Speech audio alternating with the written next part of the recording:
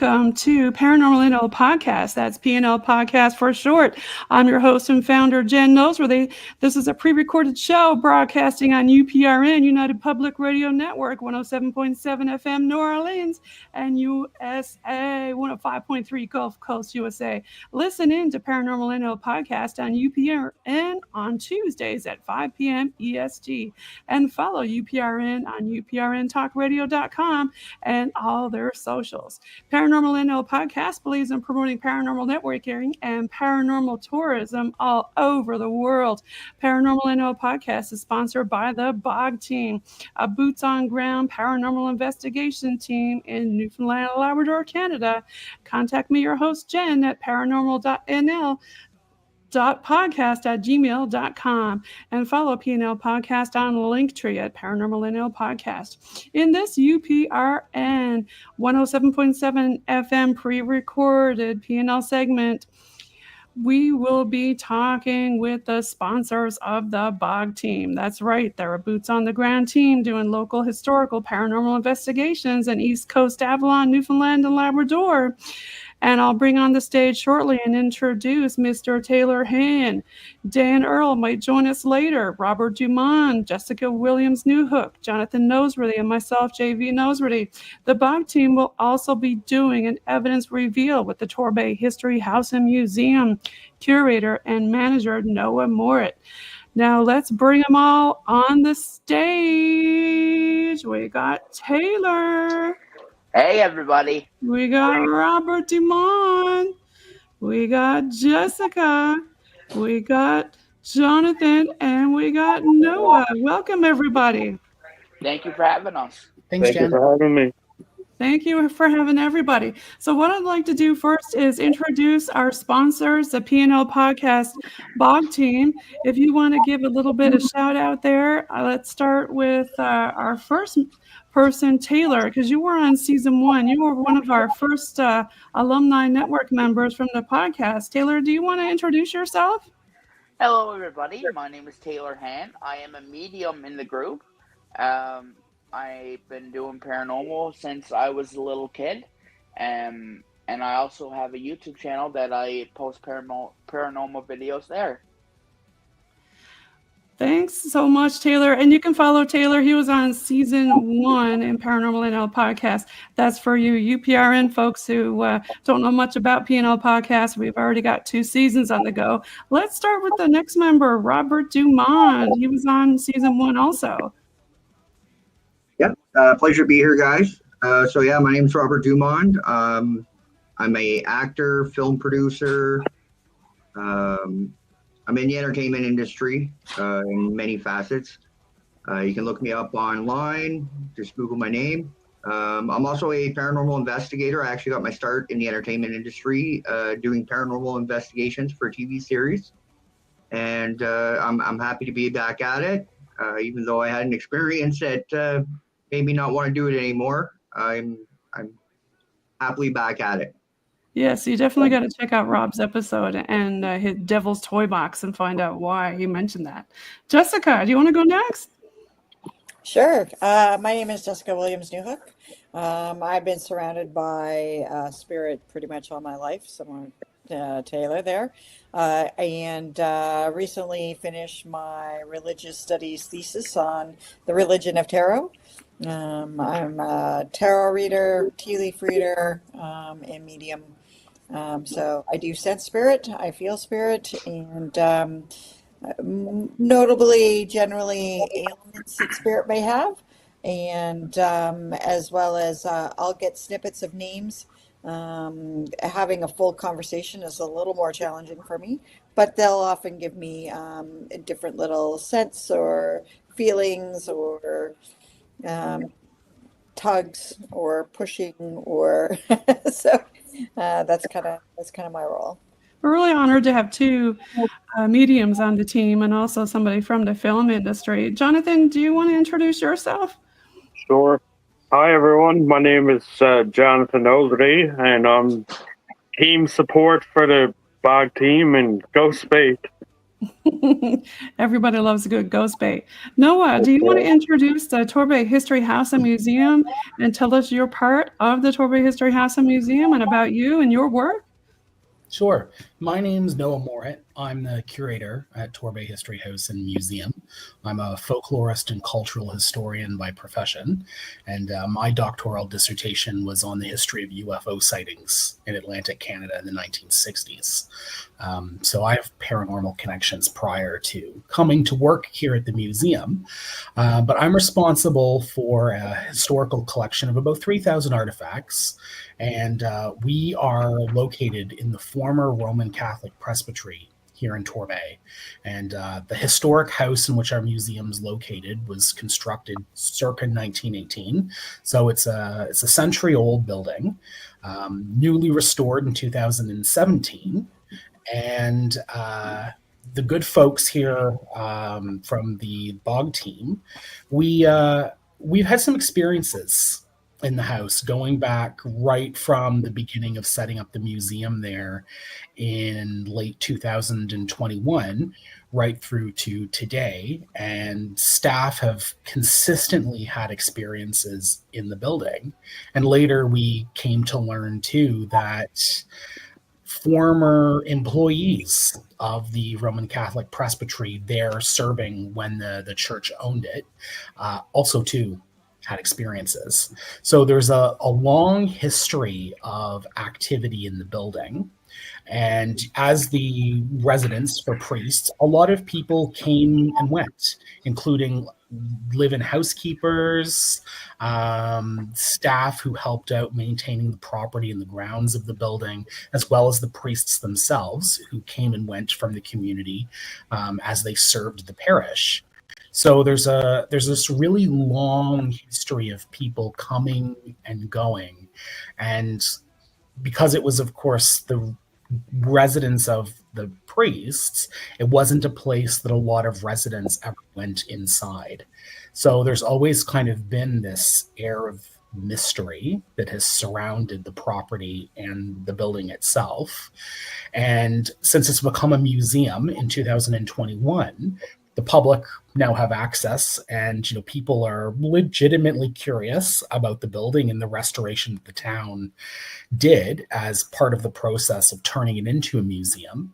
And of course, there's now an even greater sense of mystery that has come with the experiences that staff, volunteers, and other visitors to the museum have had in the building. And we called the BOG team in because we're trying to make sense of what's going on. Yeah, there's been a lot of people in the community with a lot of different experiences. I know you had some people go there and share some of their experiences about the History House. Did you want to mention some of them? Well, I can speak to my own experience, which was when I first started working in the building as part of getting it ready and opening the new exhibits. You could hear footsteps up and down the staircases. And there's two staircases in the building. There's a staircase that belonged to the priests that went from the lower level up to where their bedroom suites were located. And there was also a set of stairs that was used exclusively by the housekeepers that went from the kitchen area of the house up to the housekeeper's bedroom and the laundry closets. Where she would put in the priest's robes and their bed dressings and whatever else, other linens that they required. So the house, those two staircases, for whatever reason, seemed to be areas of activity. And when I first started working in the building, there's a set of stairs that go down into the basement of the house. And the basement originally was the domain of the housekeepers. That's where her larder was located. So there would be jarred goods down in the basement. She'd have other materials down there. There was a chicken coop that was accessible from the basement of the house as well.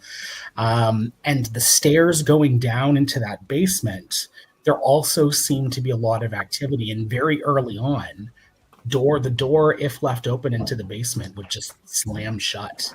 Would slam shut. was slammed shut. And there was even an incident where another member of staff was in my office. During the day, we were having a conversation, and all of a sudden there was just this slam, and it was the door to the basement slamming shut. There was no wind, there's no draft, and even in the past 2 years, we haven't experienced it since. But very early on, when we all first came into the building, we were having those experiences. Yeah, there's been a lot of different experiences, especially I would say up around the staircase area. There have been some experiences. A member of our team had, Jessica, I don't know if you want to mention some of your experiences. I can open this one. I know we did like a preliminary investigation, and you had said you saw something around this area also. Yeah, so when when we had done our preliminary, this was before we invited public in. If you just move your arrow there down by the bottom of the stairs, yeah, right along there. There was just on the other side. It is a nicely decorated kind of banister. Finishing there, there was a flash of light that went right across that when I was doing my initial investigation. And it's interesting because I use dowsing rods. I'm not very high tech. I tend to keep things low tech. And my dowsing rods, which are copper, were going very, very rapidly back and forth. And what's really interesting was it Dan or was it Robert that had an experience with something at that window when we did do the public one? Yes, actually, I can go ahead and pull up a few things. Let me get out of this and go into another area.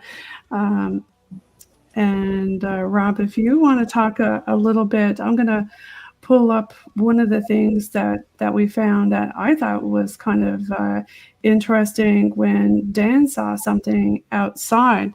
Do you guys want to talk a little bit about what happened? I guess Dan is not here yet, but we can talk a little bit about what happened to Dan. Well, I'll just talk about the energy that I picked up there with the dowsing rods. So dowsing rods are generally really good at just picking up kinetic energy. And when I was standing at the one spot in the stairs, so there's 3 landings in total. So you go up one set of stairs to the first landing, then you go along the window up to a second landing, and then that's where I am right there. You go up to the third level. That's the kind of the second level. Okay. It was at that landing point where the rods were just going absolutely crazy after Dan had come in and indicated that he had seen an apparition in the window. So Dan was standing out here somewhere, correct? Do you want me to go ahead and play the reel and then you can explain a little bit more? Sure, go ahead and play the reel.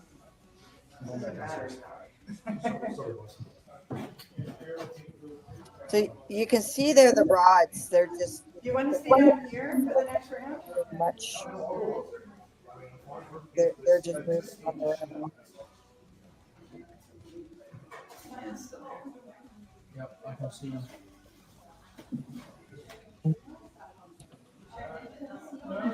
There you go. Your rods are moving a lot there. Yeah, picking up that energy, and that they had done that the first night when we had done our investigation as well. Right at Now, Taylor, you said you could see him. But this is where I saw the link that we had the investigation. Now, you do hear a lot of people talking there in that investigation. Rob, do you want to talk a little bit about the public ghost hunt? That was during the break between part 1 and 2. We had 2 different teams. Do you want to talk a little bit about that, Rob? Sure, yeah. We brought in a bunch of people from the public and allowed them to have their own experience ghost hunting. And in doing so, we actually ended up catching a bunch of evidence that they were all witness to. Yeah, we gave a little bit of a debrief to them. I know this starts off kind of sideways. I don't think I can flip it for now, but I'll go ahead and play it because I think it flips during. But this is some of the evidence revealed where, Jessica, you're talking a little bit about. And this is just a little video of some of the public who were there. I think this is after the first group who were there. Bridget didn't come to us for the second round. She was only with the first round, but Edwin came with us. We asked. I think I'll probably stop that for now. Some questions about music and where he was again. Yeah. Because we are sideways. So, yeah, we did have a lot of different EVPs that came up, and actually a lot of orbs. And I mean, a lot of orbs. Do you want to talk about the EVPs first or the orbs?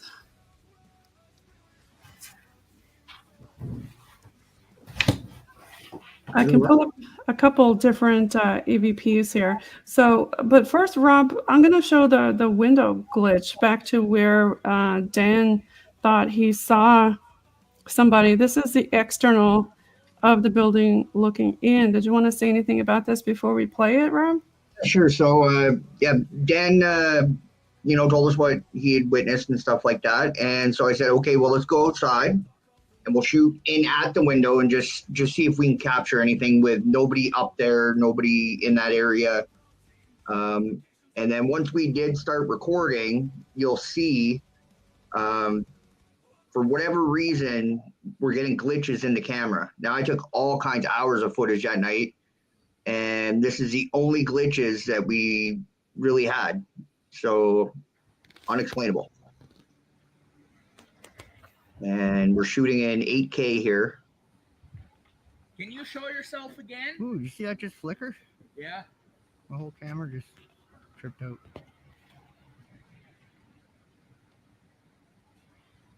The priest. Can you show yourself again?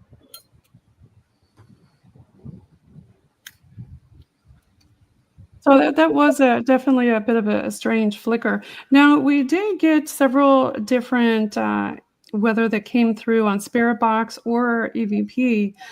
Taylor did a solo in the basement. And now after he walks, he turns and he points his flashlight towards us. And as soon as he does that, you're going to hear something. So just stop and maybe mute yourselves or try to be quiet while we're listening and see what you think you hear.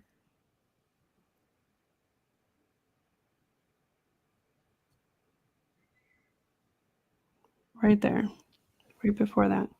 I'll replay it again. Jennifer, I didn't hear any sound. Right there. We're not getting sound on our end, though. Well, he's just walking around and you won't hear any sound. There is no sound.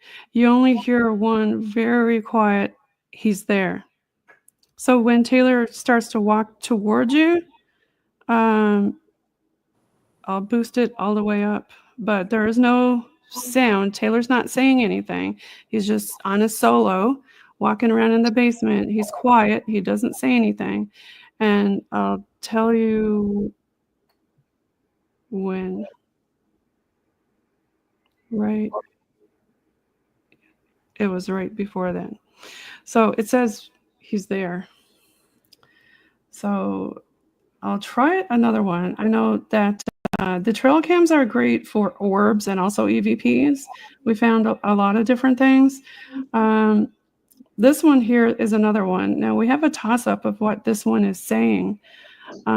Taylor's, again, on his solo, he asks, who are you, I think, or where are you from? And it's a toss-up between a couple different things. We'll play it and see what you think.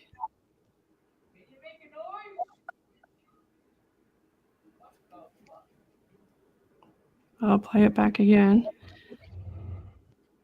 If you don't have headphones on, you're probably not going to hear it.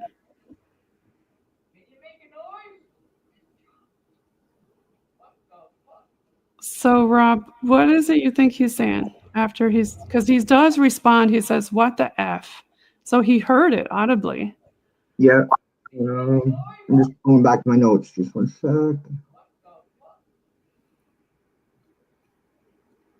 So Taylor's trying to get back in. He's in the green room. Oh, okay. Yeah, I was over in.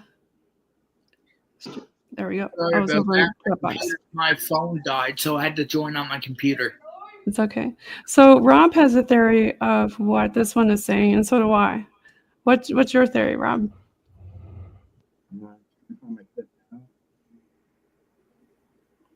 So while we're waiting for Rob, I think it's saying St. John.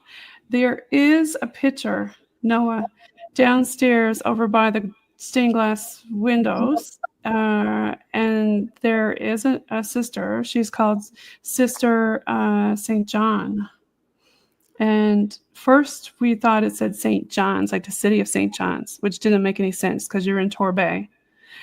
There is a sister called Sister St. John, which I thought was very interesting because all the other sisters also showed up.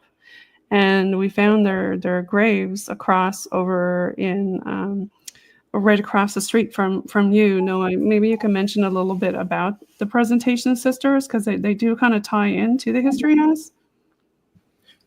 For context, the house the museum's located is built in 1918, but across the road directly from us, there was a convent that was constructed in 1888, St. Michael's Convent, in which the Presentation Sisters, which is an Irish order, and primarily their responsibility to the community was for education. And attached to the convent, there was a school, and there were several sisters over the course of the history of that building lived there. And it was active from 1888 until it was torn down in the late 1980s. And so today, there are a few graves of the sisters that are located on that property, as well as a prayer circle that was constructed in commemoration of their service in the community. And as I said, it's directly across the road from us, directly across our parking lot. And in the parking lot itself, there was a wood church, a large wood church that was constructed in 1919. So the convent was one of several buildings that made up Holy Trinity Parish, of which today the priest's house, the building that is now the museum, is the only standing structure of the historic parish. All of the other buildings have been demolished. So the name that the theory I thought was this one, and I've got it zoomed in. There it is there, Sister St. John of God Wayland, which is very strange because she's the only one that has a saint in front of her name. Everybody else is sister with their, mother and then their names. And all the other people or the EVPs that we got either on Spirit Box or other are here. And their graves are actually across the street from y'all. Agnes is here. Agnes Kelly. That kind of stuff I thought was very interesting. What do y'all think about that stuff? That is interesting. I did figure out, I got a clip that I made while doing the review of the DVP. I slowed it down, and I found when I slowed it down, it sounded much different. So I'll play that clip for you. It's just a 2-second clip. Hopefully you guys can hear it. Okay, so I'll just play it first. Play it again. So what I heard is its job, referring to its job. It could be. But I'll play it one more time just so you guys can hear.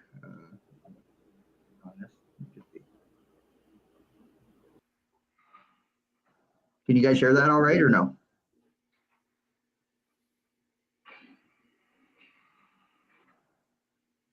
But that's slowed down to half speed, and I heard its job. So whether it's St. John or its job, it's really tough to say, but that's what I determined it was saying.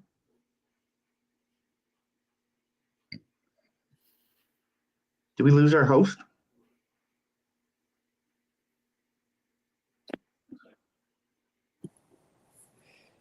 We might have lost our host. Seems that way. Uh-oh, it's big radio.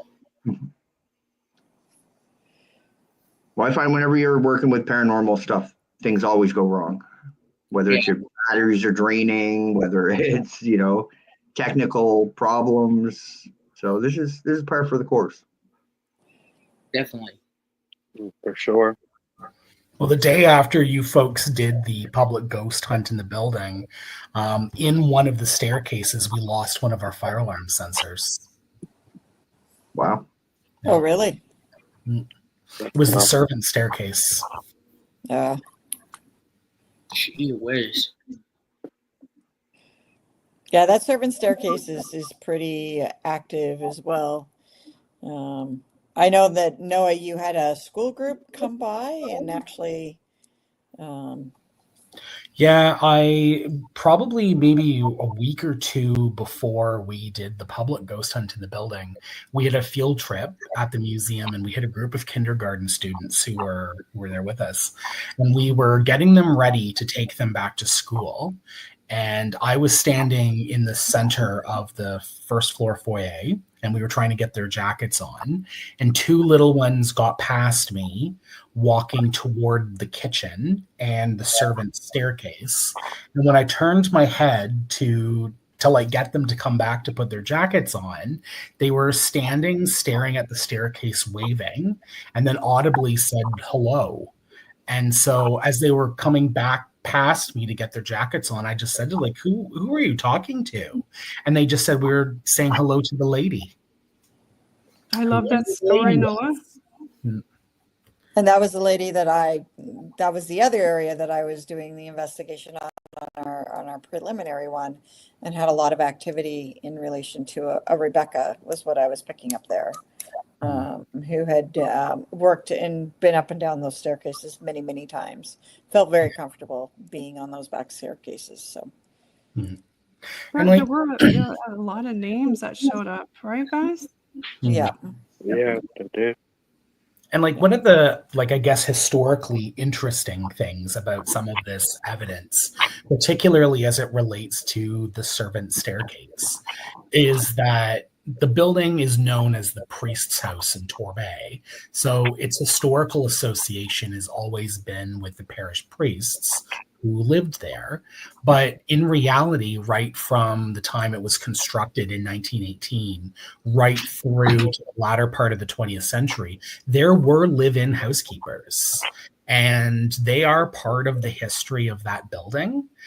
And it's interesting. And in some ways, it's nice for us from an interpretive perspective for the museum that their stories get to be part of the larger story of this place, rather than something that just kind of disappears into those kind of quiet servant areas of the building that don't get a lot of attention because they're not the beautiful formal dining room or the sitting room of the priests.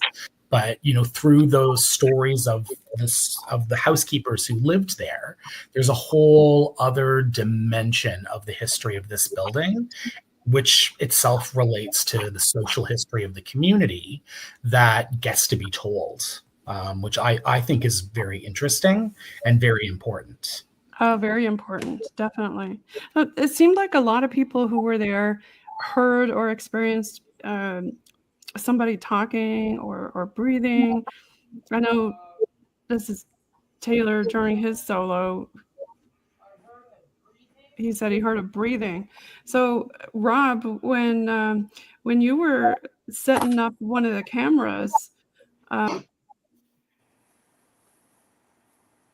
we lost her again. We lost her again. Do you remember setting up one of the cameras and having an experience down there, Rob? Yep, I do actually. And let me just pull it up. Rob. Yep. Oh, you got the thermal? Yeah, okay. So, yeah. Technical difficulties. Sorry about that, guys. Yeah, so even, I'm going to pull up a few different things here that people found. So yeah, while I was setting up the camera, I was moving it around, and you'll hear EVP pretty damn clear say it's here. Yes, yeah. I will go back to that one.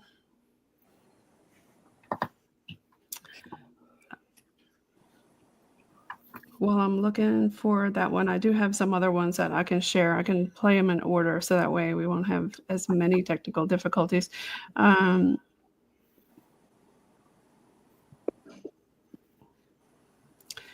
Okay, so that was Taylor's solo. We saw that. We thought maybe it either said St. John's, or Rob thought it said something else. Then there was another solo that said, we're here. He said, I heard breathing. There was another one. We found your Agnes that came through because Dan was outside over in the graveyard and found her. There was another one. There was a cat ball that went off up by the door with an orb, which we thought was interesting. I don't know if anybody wants to talk about that. You can see the orbs floating around up here. They were following this water line here a lot. If you look up here, you can see the cat ball flash. And then the orb comes out. And one thing of note, the orbs all come out of the ceiling from upstairs. And when we were there with CBC, when we were talking with them, Taylor, I don't know if you want to talk a little bit about it, but they didn't like something down in the basement. Yeah, so they didn't like it in the basement because it was kind of weird feeling down there for them. So, and with me, when I was down there with them, I could feel something weird down there, like a weird energy. And when we went in the back there where they had all the chickens, I seen a black shadow with horns. Well, this was a shot of when we were in the room near the place where the chicken coop was, next to the door that is nailed shut. This is Jonathan on the left, Abby Cole from CBC there, myself, and the CBC person with the camera, and then there's Taylor here. But you can hear it say, Taylor shouts out what the spirit box says.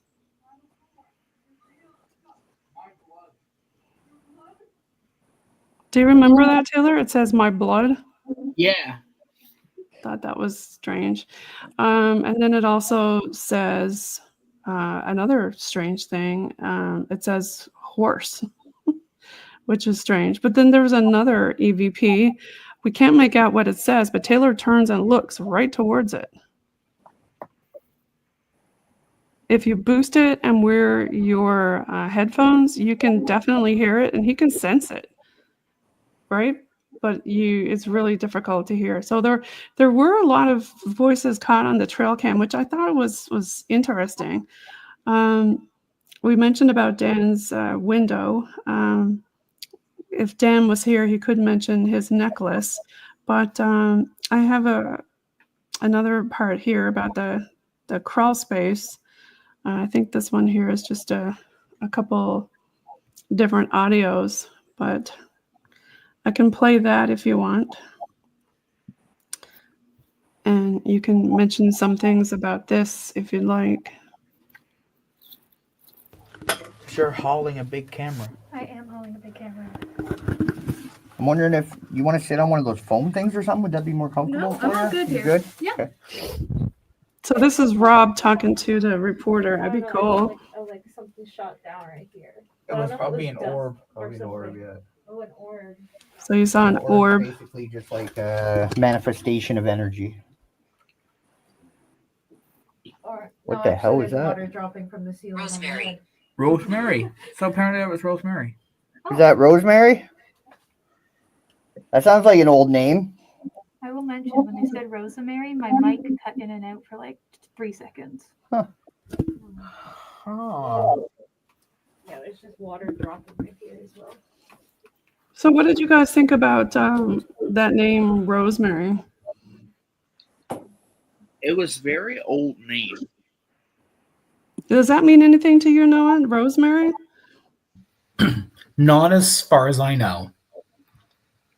That's one of the other names that came up. We got a lot of different names that came up there. There So was a in that tunnel, we had something talking about being shot. We had a spirit come through and say it was shot. Yes, I can keep playing that if you'd like. I don't know if it was You're that clip. holding a big camera. I am. Say again? I'm not sure if it's this clip or not, but yeah, we did have that come through. Yeah, I don't know if you want to go through the whole clip or not, just to find that one. But there was another one where they said they needed closure, or they wanted closure.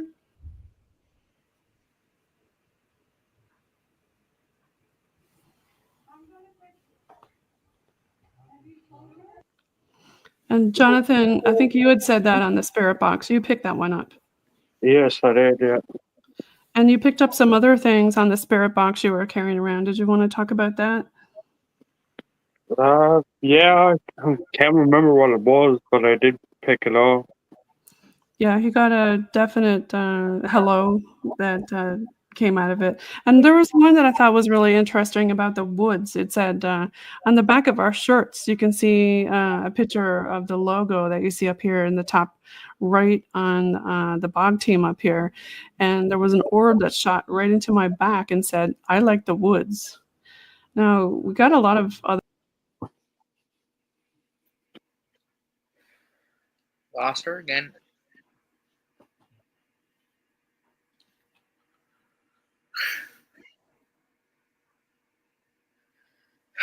Yeah, so there was a lot of different evidence that came through.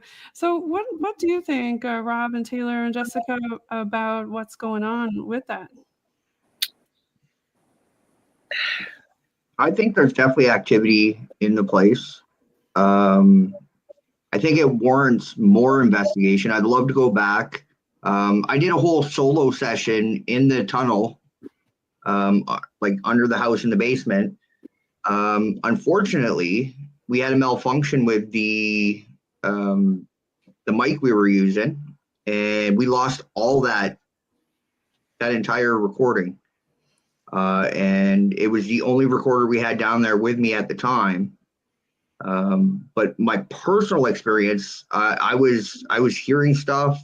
I was reacting to different things happening in there, and I was the only one in that tunnel by myself in the dark, no light on, no nothing, just asking question after question, waiting for responses. I'd love to go back and just do a small solo session again, and ensure that we have multiple recorders going and stuff, because whether it drained the battery or something happened, I think it got knocked over actually. I think me and Taylor ended up coming in. Me and Taylor were down there, and then the recorder fell. And I think when it fell, it corrupted the file or something. But we weren't able to recover any of that. There was some interesting things, that happened when we were there. Also, with when CBC was there, we had set up the. It seems to really like playing with the laser grid. Played with the laser grid downstairs also. And when you were off doing your solo, and I was asking about what the house doesn't like, is it a person? No. Excuse me, other way around. Is it a thing? No. Is it a person? Yes. And it kept pointing over to where you were while you were doing your solo. And I asked her, "Are you okay?" And then it kept pointing over to where you were. And it even said, I'm over here. It pointed. It said, "I'm over here," because we had Taylor under Estes, and said, "Taylor, do you remember any of the things when you were under Estes? I remember when you got up and you were scared at one point." Do you want to talk a little bit about that? Well, when I got up and I was shitbaked because I felt something touch me, and then out of nowhere I heard a scream coming from spirit box, and it said, "Get out." Yeah, we started doing some prayers downstairs because I said, do we need to do some more prayers or something? Because, all the orbs were coming from upstairs. I didn't want to really hang out downstairs. But when we started doing that, it said, "The devil is real." And then it said, "Be careful." And then it threw my stick on the floor and broke the top of it off, which was a dragon head, which I thought was really weird. And then while all of the rest of the team were in, I kind of did my own solo out there again, and I heard something growl through the spirit box at me really loud.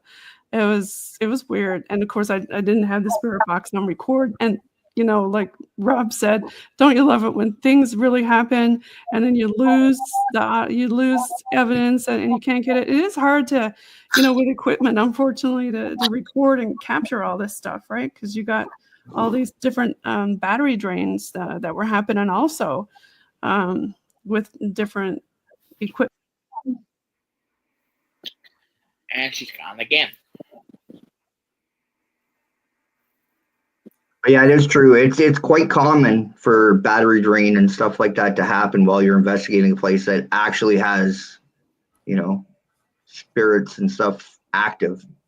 And I think they can drain the batteries to increase their ability to communicate with us. Because our laser grid went. It did. It was playing with the laser grid. When you might want to explain a couple, Jessica, things that we did there. It wasn't just one investigation. Do you want to explain like how many different investigations that the BOG team did? We did, we did one initial investigation. That was probably our longest one.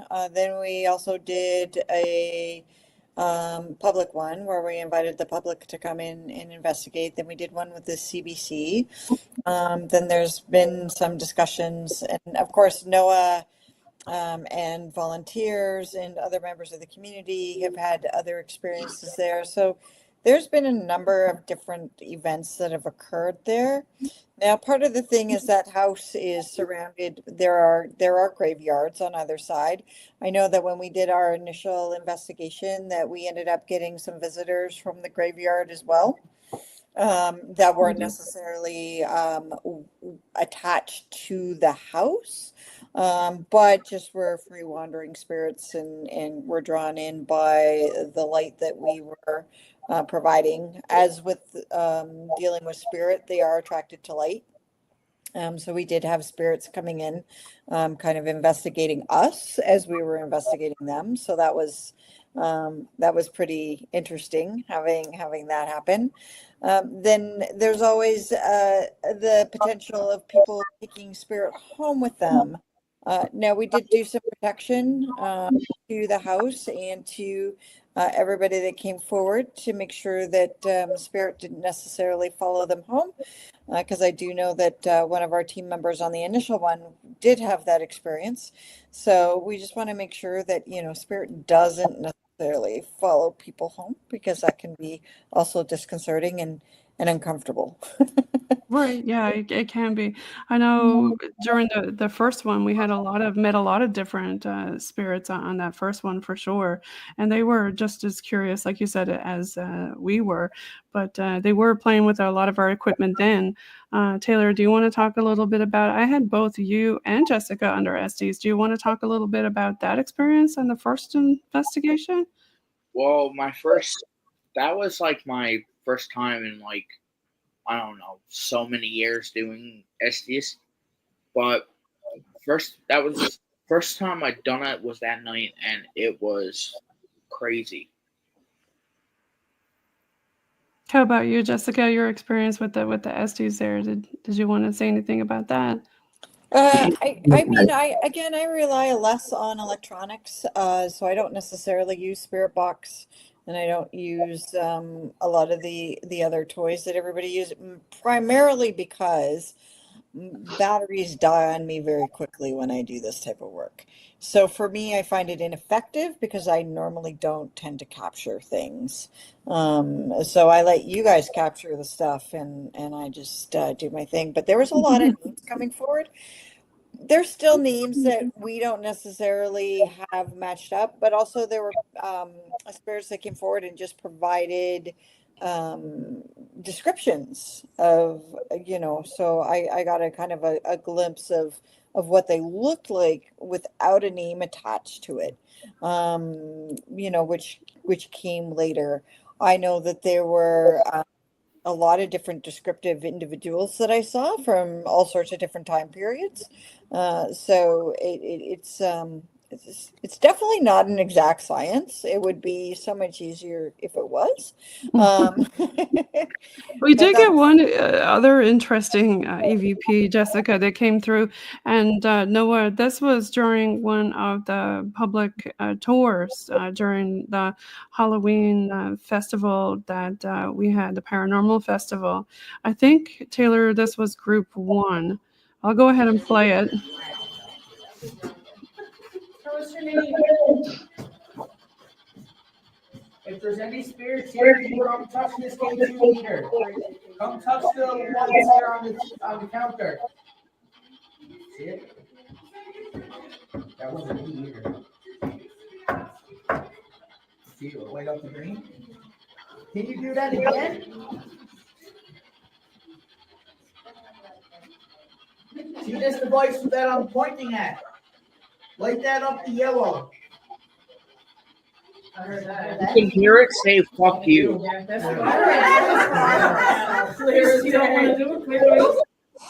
So there was a lot of activity. We were doing a session on the first floor and second floor, but like, Taylor, do you want to explain again what happened? So basically, I was telling it to make the K2 meter light up, and when I did, you can hear it, "fuck you." Yeah, I thought that was strange. But, Noah, back to that, I found that we had to get permission from the house. If we didn't have permission, it said leave. Like, especially during the first investigation, I said, do we have permission to look around? Can we stay until a certain time? And we were holding the rods, right, Jessica? And they opened and said no. But then I said, well, we have permission from Noah to stay until a certain time. And then it was like, yes. But then Taylor and Jessica, especially Taylor, it kept saying, leave, get out. You heard growling. It didn't want us to stay until we said, well, we have permission. And then it wasn't so bad, right? So I think these ghosts don't want to be bothered, right? And they did say that after a certain time, they're not used to having people roaming around and around their place after dark, and that's why they were there. Jessica, you'd mentioned, I think when we were asking it, well, how did you find us? And it's because we had the lights on after a certain time, and they were coming through. And Noah, didn't you have some other people in the community say they had seen people outside who weren't in there after hours? Yeah, and what's interesting is it's the very room that you were just talking about, where the with the light and and the flippant response. We had a member of the community see a woman standing in that window, which is peculiar because that would have been one of the priest's bedrooms. So, like, from my own experience, like the energy that I feel on that side of the house is masculine, which would make sense given that was the priest's area of the house. Right. And that is not far in proximity from that landing that we were talking about, where the image of the priest in his robe was seen, and where Jessica and the dowsing rods were moving erratically, right? So I like it. That room, for whatever reason, is interesting, and like there have certainly been a lot of staff encounters of hearing footsteps upstairs, walking around, and it's interesting too because, like, for us at the museum, it's almost always male staff who have experiences. And those of us who've been at the museum for a while, at the very beginning, you have experiences in the house, and then it stops. You don't really, there's no further interaction between us and whatever's with us. And so the feeling that I'm left with is whatever's there is very protective of the house and lives in the house. And, when the lights go out, the house returns back to its other residents, and we are kind of its daytime custodians. So there's an interesting relationship between those of us who care for the building and those who, beyond life, continue to reside in the building. And unsurprisingly, it's often men who are coming into the building to do alterations or work in the building, whether maintenance, construction, cleaning, who at the beginning of that work will have experiences. And it's sort of like the house making very clear that it's there, that we reside here and that we care about this place, and we're watching. And the housekeepers are there too, right? And the housekeepers are there too. So it seems like there are resident spirits who have an investment in the house. They're attached to the house, not just simply by virtue of being there, but because there's a role that they play or played in the history of the house, and I guess continue to play a role in a different way. Well, in backing up that what you just said, I'm going to play another clip. This is a trail cam, and this is from when we had the public, I guess you call it ghost hunt for us, but it was actually a tour of the facility, and this is upstairs on the second floor. I'm not sure if it's group 1 or 2, but a gentleman who works in your house, who I won't say his name, but he's over here in the left towards that door. This is the door that you were talking about, and this is the staircase and the banner. There was an awful lot of orbs. I want you to pay attention to an orb that flies across the room from the right to the left, hovers in front of Mr. D's face, and then goes straight up into the ceiling, but also watch in the background of how many other orbs are flying around. Oh, I see it.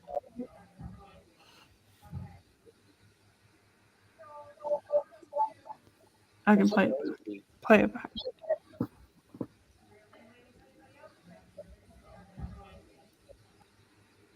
Pretty cool, hey? Yeah, there wasn't an astronomical amount of orbs.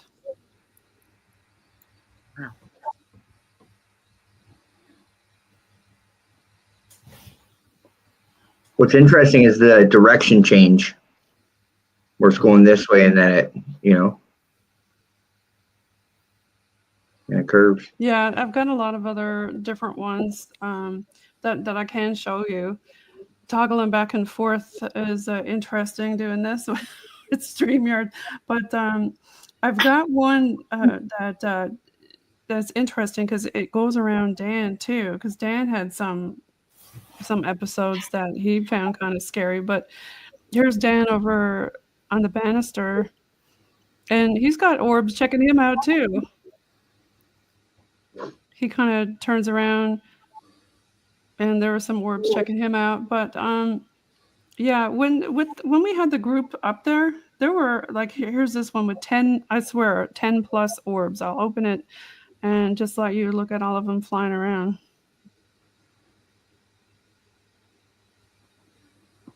Do you see them all? And now I can attest to this place has no dust. There were no windows open. There were no bugs. Jen, we don't see nothing. Oh, sorry. I will pull it up.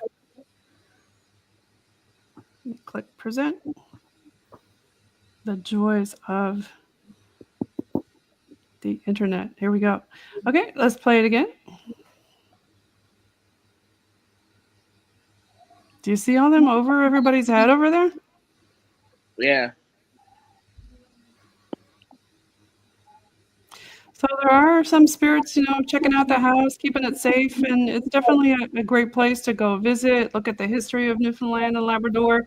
Now, did you want to say some other things about some of the other exhibits that you have there? Well, we at History House, our collections include the history of the community going back to the 18th century. So we have some interesting artifacts from the 7 Years' War on display, as well as some pieces related to community history. And there are, of course, some artifacts from the old convent, as well as from the church and from the priest's house itself that are part of the collection as well. So there are some original objects that are tied to the history of the building and the parish that are in the collection, which are kind of some really interesting pieces that are there too. Yeah, you've got a lot of different relics. You've got mummers, and for the people who are listening all over the world, you may want to explain what mummers are, because we did have a lot of pictures of them in the history house. Yeah, mummering it's a Christmas tradition in Newfoundland and Labrador, but also in the British Isles and in Nordic countries as well. More or less, people disguise themselves and go visit their neighbors during the 12 days of Christmas. And it's sort of a game. You try to guess the identity of who those people are who have disguised themselves. And then in return for having visited, people are given food and drink. And it's a tradition that really has origins in the medieval period, and in Newfoundland and Labrador has persisted. And there's a really strong tradition of mummering in Torbay, which had both Irish and English origins. In fact, there's some of the very earliest Irish emigration across the ocean happened here in Newfoundland and Labrador. So there was an Irish presence in Torbay as early as the latter part of the 18th century. And in fact, the south part of Torbay, where the priest's house is located, is an area that was settled by Irish settlers. So there's really important historical and cultural connections that are there too, and they're part of the artifact collection. Really speaks to the material history of some of those traditions and their importance to this community as well as communities all across Newfoundland and Labrador.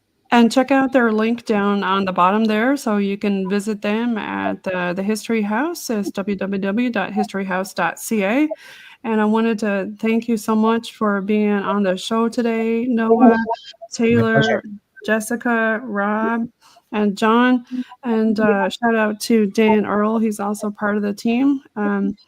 And I also want to give a shout out again to UPRN. You're listening in on 107.7 FM in New Orleans and 105.3 on the Gulf Coast, USA. Follow UPRN and all their networks.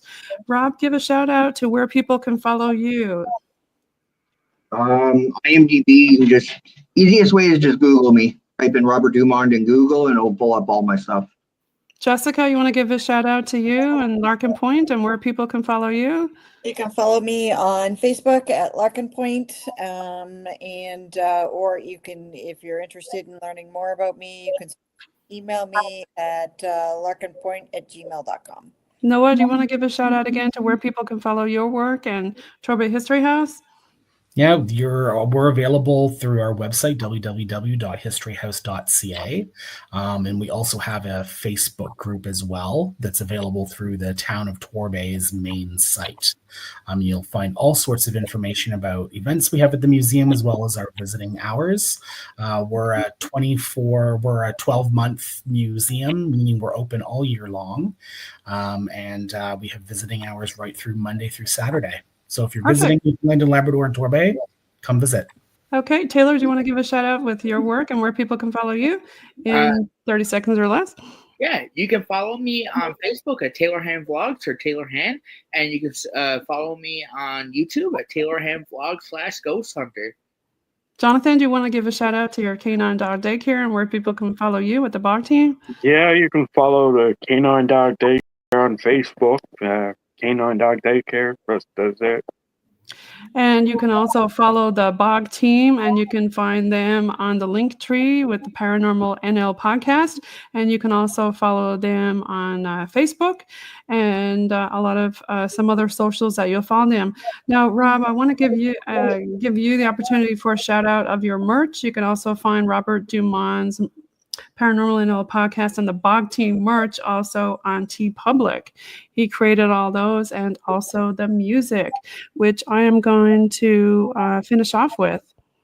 Thank you, everybody, for being on. We really appreciate having you on the show today. Thank you so much. Thanks for having me. Jen. Thank you so much. Yeah.